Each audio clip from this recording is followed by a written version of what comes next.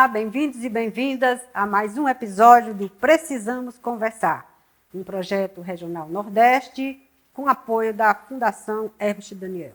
E hoje o nosso assunto aqui é educação integral. Na verdade, vamos conversar sobre os desafios e as perspectivas da educação integral.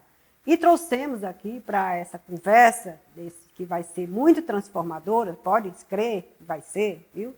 Nada mais, nada menos do que o professor Antônio Lourenço Neto, né, que é mestre, doutor em educação, nessa bela discussão sobre a educação integral. É uma pessoa também que já vem militando na área, é um professor de larga experiência. E também a professora Cirone Freire, que é ex-vereadora de Maranguape, é hoje secretária adjunta de Educação, pertence também ao Conselho Estadual de Educação e tem uma larga experiência também nessa área.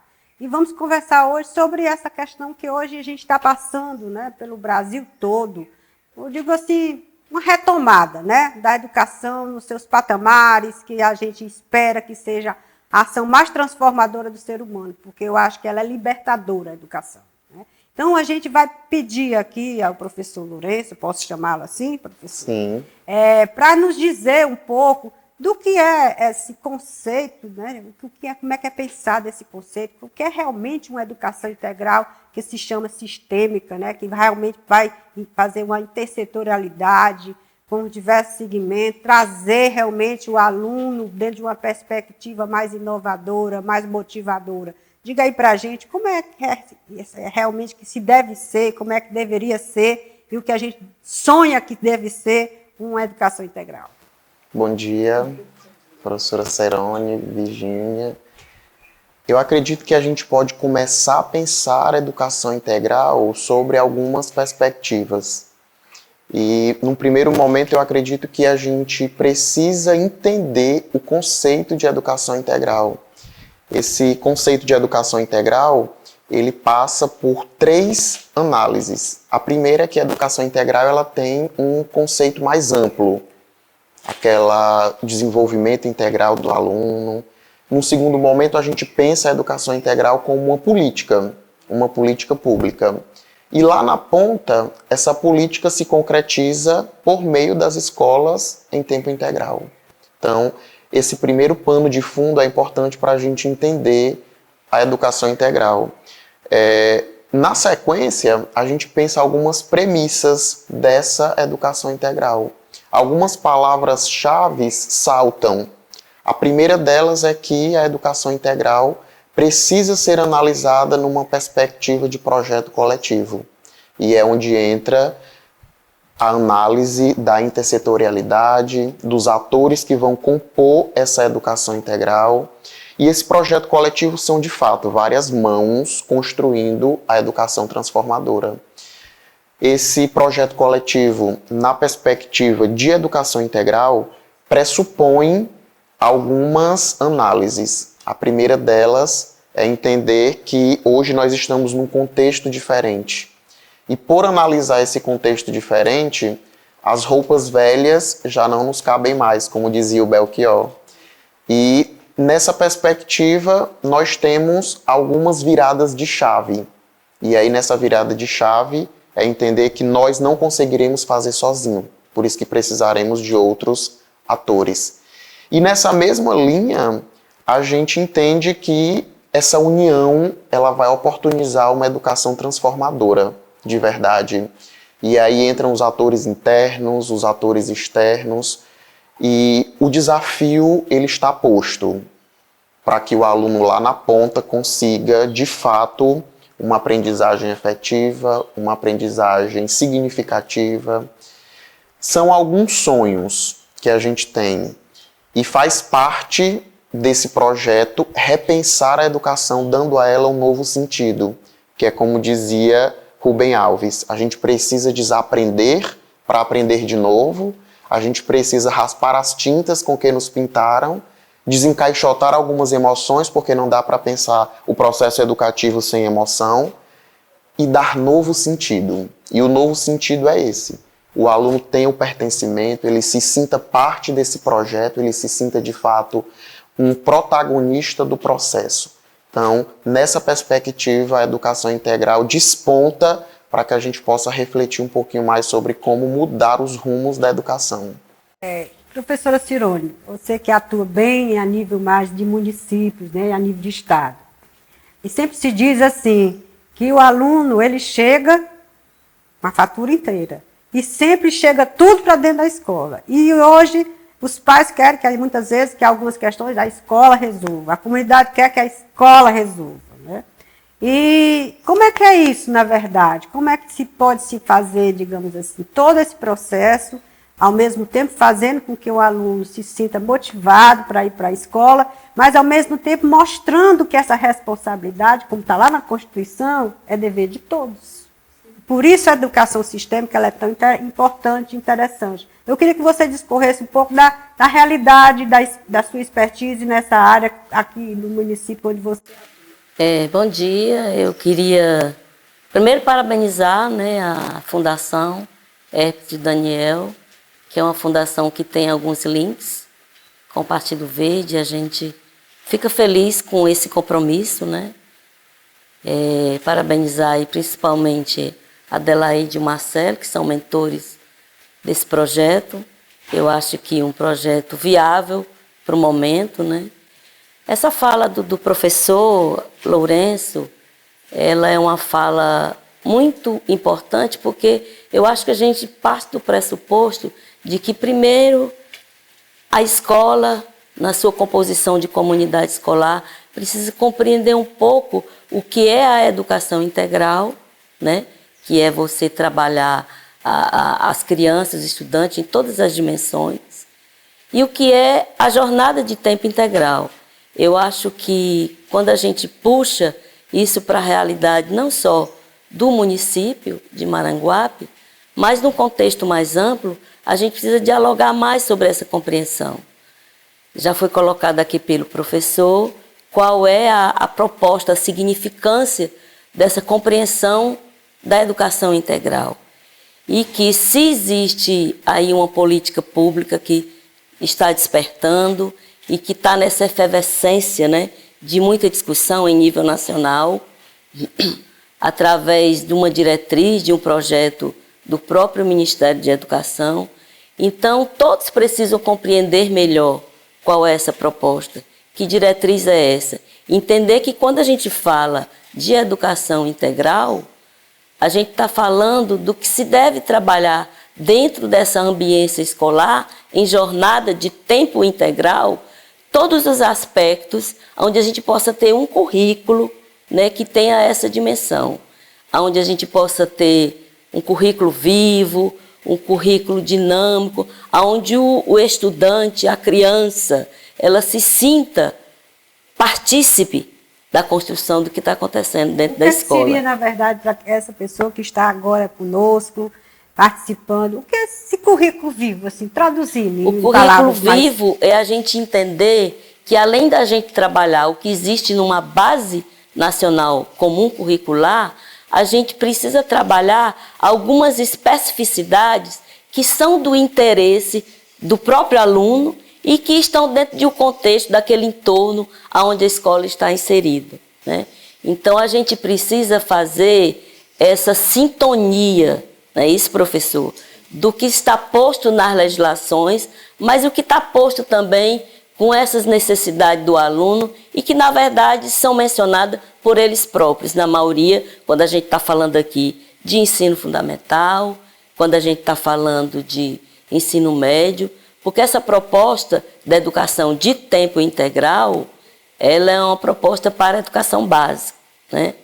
Ela está direcionada a toda a educação básica, mas que a gente ainda precisa dialogar mais, planejar mais e estudar mais para poder a gente fazer os encaminhamentos, principalmente do ponto de vista das ações normativas. O que é que cabe à Secretaria de Educação enquanto executivo, o que é que cabe aos conselhos de educação, sejam eles municipais ou estaduais, enquanto órgãos normativos.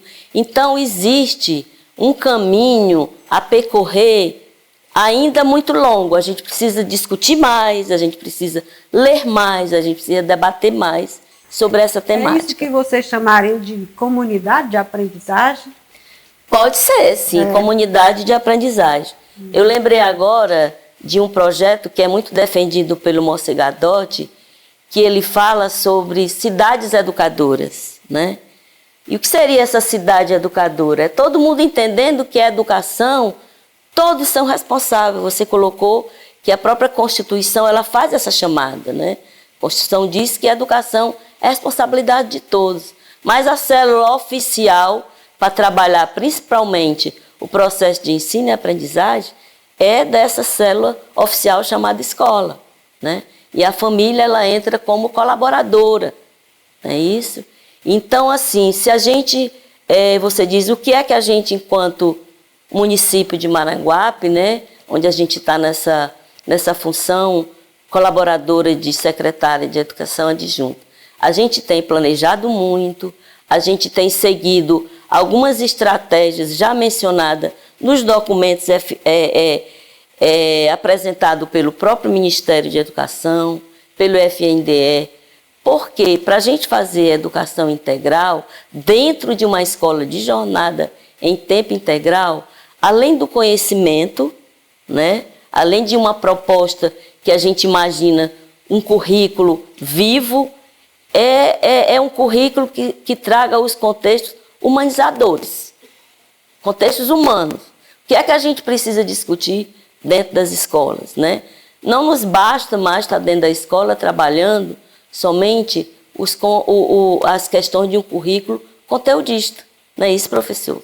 A gente precisa ampliar o olhar, o desejo, a gente precisa possibilitar a participação do estudante, eles precisam estar participando das decisões, colaborar com os processos de aprendizagem.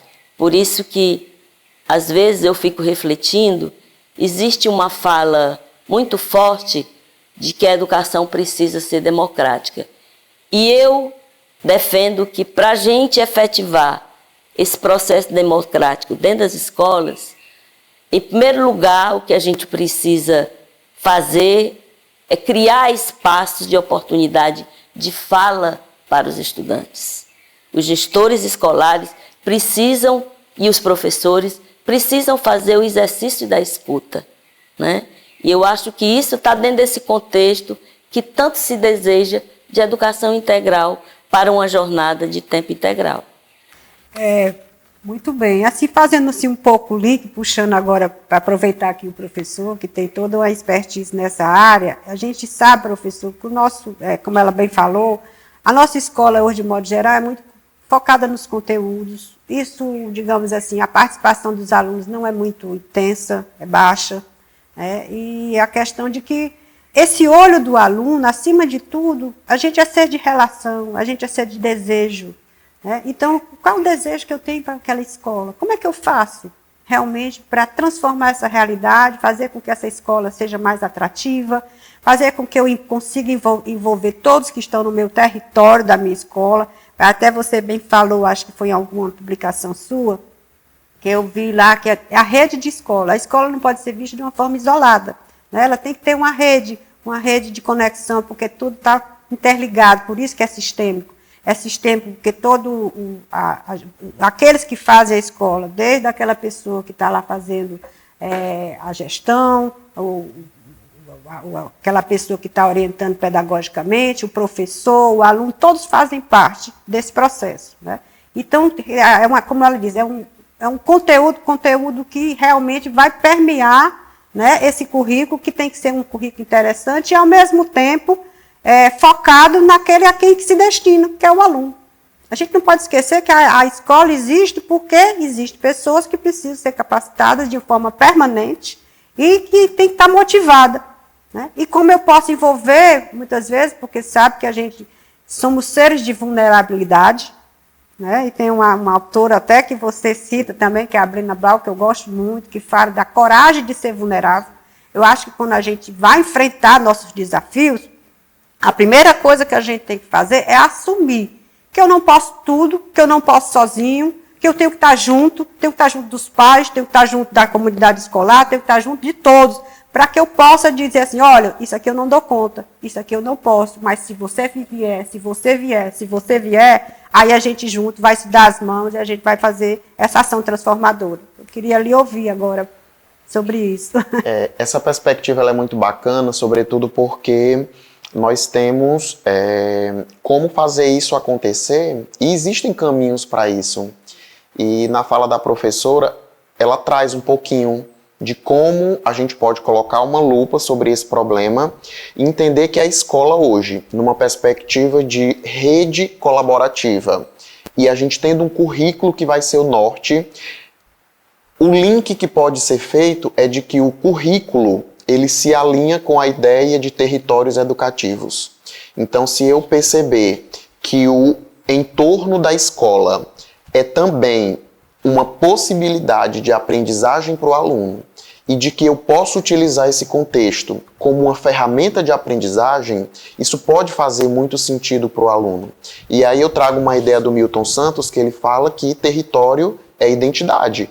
Então, eu estou dentro de uma escola, inserida no município de Maranguape. Eu preciso pensar a educação entendendo que ela é feita também em outros espaços. Então a escola está aqui posta, mas eu preciso analisar no meu entorno e entender que a praça é um potencial de aprendizagem, que as associações são potenciais de aprendizagem, que a serra é um potencial de aprendizagem.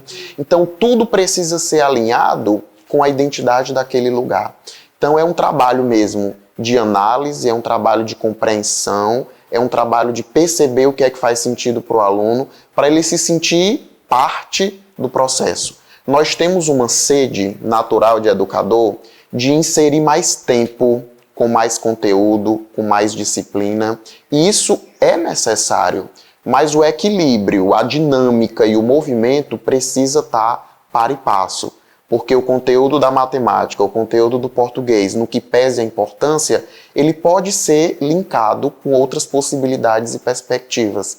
Até porque o aluno aprende dentro da escola e o que muitas vezes a gente ensina, num clique, ele tem acesso àquela informação. Então, traz um pouquinho da perspectiva de que nós, educadores, precisamos assumir um papel mais de mediadores. Nós precisamos apontar os caminhos pelos quais os alunos irão percorrer. Então, o olho do aluno brilha quando ele consegue perceber que, poxa, eu posso aprender isso numa perspectiva diferente, faz sentido para mim, num formato de avaliação. Então, hoje é um disruptivo, um movimento de disrupção realmente. Quando é que nós imaginávamos que um aluno poderia ser avaliado através de um vídeo curto de 15 segundos, que é o microlearning, que são possibilidades de o aluno aprender sem distanciar do que realmente precisa ser feito. Então, o grande desafio para que realmente aconteça na prática é nós conectarmos os pontos, e não é uma tarefa fácil, porque isso precisa acontecer por simetria, atendendo a todas as questões normativas e vindo do aspecto e do âmbito geral para o específico, do nacional para o local, até acontecer na escola de verdade. E assim, existe cases já, né? Sim. Que eu acho que você cita e a Cirone também pode compartilhar. Alguns cases assim, isso já se dá na realidade? Isso já está acontecendo em algum lugar? Você poderia discorrer sucintamente? Nós temos aí alguns cases de sucesso e a gente pode até trazer para a nossa realidade de Ceará, uma escola de Carnaubal que conseguiu transformar algumas vidas por meio da intersetorialidade.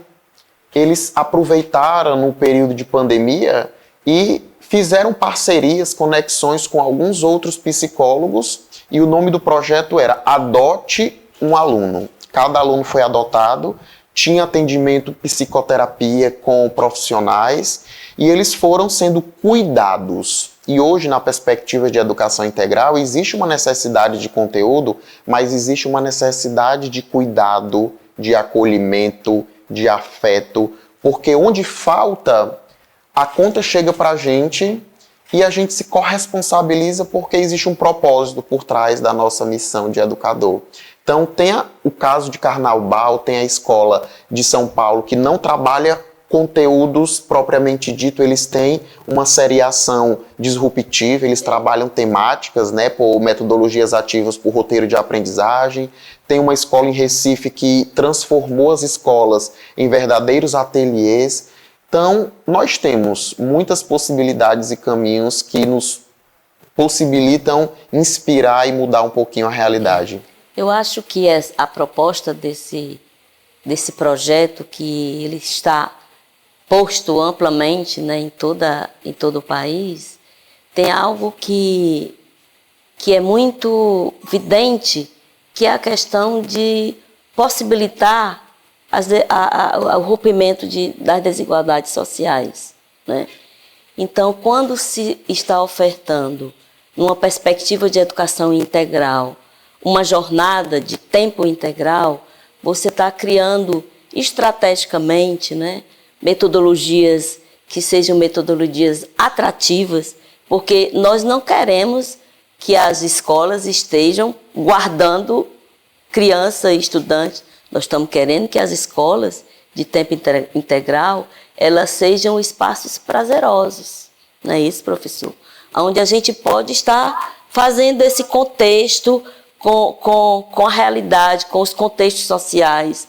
E algo que eu acho que é muito interessante é que o projeto de tempo integral, numa perspectiva numa concepção de educação integral, ela possibilita o fortalecimento da intersetorialidade, né, do que diz respeito ao esporte, à cultura. A gente só não pode desconsiderar a diretriz maior, que são as questões das políticas educacionais. E assim, para finalizar, agradeço, né, a participação de vocês, e assim, a gente fica muito feliz com esse momento de tantas ricas discussões, e passaria para as considerações finais aqui, o recado que o professor queria deixar para o nosso ouvinte aqui, que esteja conectado conosco, e também a professora Cirone, para as suas considerações finais. Primeiro, professor. Eu queria agradecer o espaço. Eu acredito que a educação ela não se faz pela via unicamente da teoria, mas do diálogo, de fato. E a mensagem final é dizer que a educação é o caminho viável para a transformação social. Então, nós temos aí uma responsabilidade grande, mas nós temos pessoas envolvidas e motivadas e que querem mudar os rumos da história do Brasil. E a solução é a educação. Muito obrigado pelo espaço e sigamos. Então, eu também quero agradecer, né, esse momento. Eu acho, para começar, eu acho super interessante o tema do programa, né? Que é Precisamos Conversar.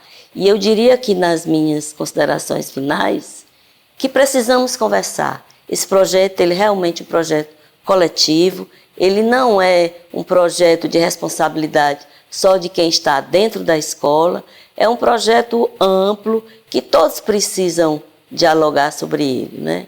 Professores, estudantes, gestores, os governos estão aí postando as equipes, né, para um processo de formação muito interessante. Está sendo uma efervescência, está todo mundo querendo compreender melhor sobre o que seja a educação integral para poder ofertá-la na jornada de tempo integral. Eu acho que é necessário se conversar mais, e a Fundação Herpt Daniel foi muito feliz quando trouxe essa temática para a gente iniciar esse diálogo. Obrigado pela oportunidade. Obrigada, professora Cirone. Então, eu diria assim, para finalizar, o caminho se faz caminhando. Venha caminhar conosco, precisamos conversar muito mais. Muito obrigada a você.